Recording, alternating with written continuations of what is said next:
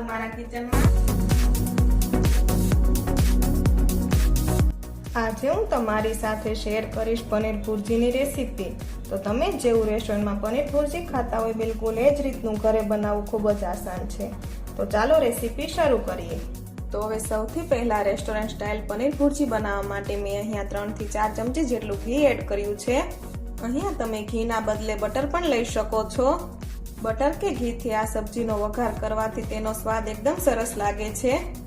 હવે થોડું ઘી ગરમ થાય એટલે 1 ચમચી જેટલું ઝીણું કટ કરેલું લસણ, સાથે 1 ચમચી જેટલા ઝીણા કટ કરેલા લીલા મરચાં અને હવે 2 ઝીણી ચોપ કરેલી ડુંગળી ઉમેરીશું અને સાથે અડધી ચમચી જેટલું જીરું એડ કરી દઈએ। હવે બધી જ વસ્તુને સારી રીતે મિક્સ કરી લઈશું અને સરસ મસાલા સતળાય ત્યાં સુધી આપણે આને થવા દઈશું।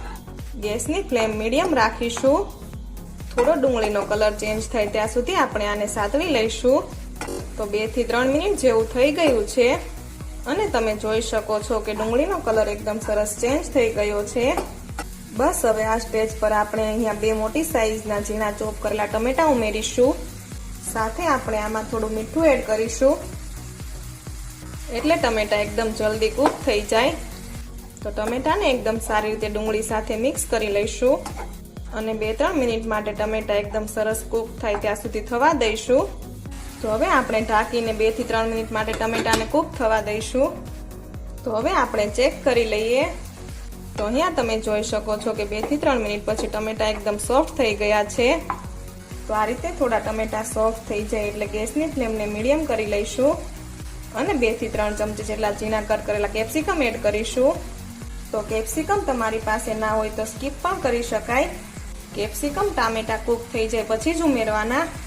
હવે આપણે આમાં 2 ચમચી જેટલું કાશ્મીરી લાલ મરચું પાવડર એડ કરીશું, અડધી ચમચી જેટલો હળદર પાવડર અને 1 ચમચી જેટલું ધાણા જીરું પાવડર એડ કરી દઈએ।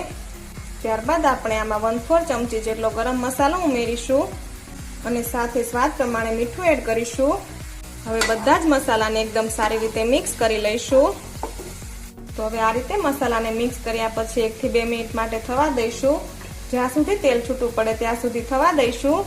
તો આ સબ્જી ખૂબ જ ઓછા મસાલા સાથે બનીને તૈયાર થઈ જાય છે। તો અહીંયા તમે જોઈ શકો છો કે આપણી સબ્જી માટેની ગ્રેવી છે એમાં એકદમ સરસ તેલ છૂટું પડવા લાગ્યું છે। તો આ રીતે તેલ છૂટું પડે એટલે આપણે આમાં 1/4 કપ જેટલું પાણી ઉમેરીશું। તો હવે આપણે ઢાંકીને 2 થી 3 મિનિટ માટે થવા દઈશું। તો હવે 2 થી 3 મિનિટ થઈ ગઈ છે। હવે આપણે ગ્રેવીને ચેક કરી લઈએ। તો તમે જોઈ શકો છો કે તેલ છૂટું પડવા લાગ્યું છે। તો બસ હવે આપણે આ સ્ટેજ પર પનીર ઉમેરીશું। તો મેં અહીંયા 200 ગ્રામ જેટલું પનીર લીધેલું છે। પનીરને આ રીતે થોડું હાથેથી ક્રમ્બલ કરી અને પછી ઉમેરવાનું। તમારે પનીરને છીણીથી છીણીને ઉમેરવું હોય તો એમ પણ ઉમેરી શકાય। તો હવે આપણે હળવા હાથે પનીરને ગ્રેવી સાથે એકદમ સારી રીતે મિક્સ કરી લઈશું। તો આ સબ્જી આ રીતની કોરી હોય છે, તમારે જો ગ્રેવીવાળી બનાવી હોય તો એમ પણ બનાવી શકાય। તો હવે અહીંયા તમે જોઈ શકો છો મેં એકદમ સારી રીતે બધું મિક્સ કરી લીધું છે। તો 1 થી 2 મિનિટ માટે આને થવા દઈશું। થોડું તેલ છૂટું પડે એટલે આપણી આ સબ્જી બિલકુલ તૈયાર છે। તો બસ હવે આ સ્ટેજ પર આપણે ફરીથી આમાં બટર ઉમેરીશું, સાથે આપણે આમાં કસૂરી મેથી ઉમેરી દઈએ। તો મેં અહીંયા 1 ચમચી જેટલી કસૂરી મેથી લીધેલી છે।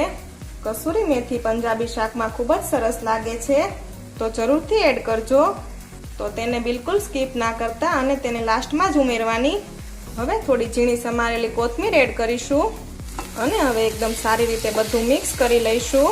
તો અહીંયા તમે જોઈ શકો છો કે ફક્ત 5 થી 7 જ મિનિટમાં આપણું રેસ્ટોરન્ટ સ્ટાઇલ પનીર ભુરજી બનીને તૈયાર થઈ ગયું છે। તો હવે આપણે પનીર ભુરજીને સર્વ કરી લઈએ। આ સબ્જીને તમે પરાઠા કે પછી નાન કે ફુલકા રોટલી સાથે ખાશો તો બહુ જ ટેસ્ટી લાગશે। તો તૈયાર છે આપણું એકદમ ટેસ્ટી અને ચટાકેદાર પનીર ભુરજી। તો તમે આ રીતે આ રેસીપી એકવાર જરૂરથી ટ્રાય કરજો। તો તમને મારી આજની રેસીપી ગમી હોય તો કોમેન્ટ કરી જરૂરથી જણાવજો, સાથે મારા વિડીયોને લાઈક અને શેર કરજો અને મારી ચેનલને સબસ્ક્રાઇબ કરવાનું ના ભૂલશો। Thank you for watching.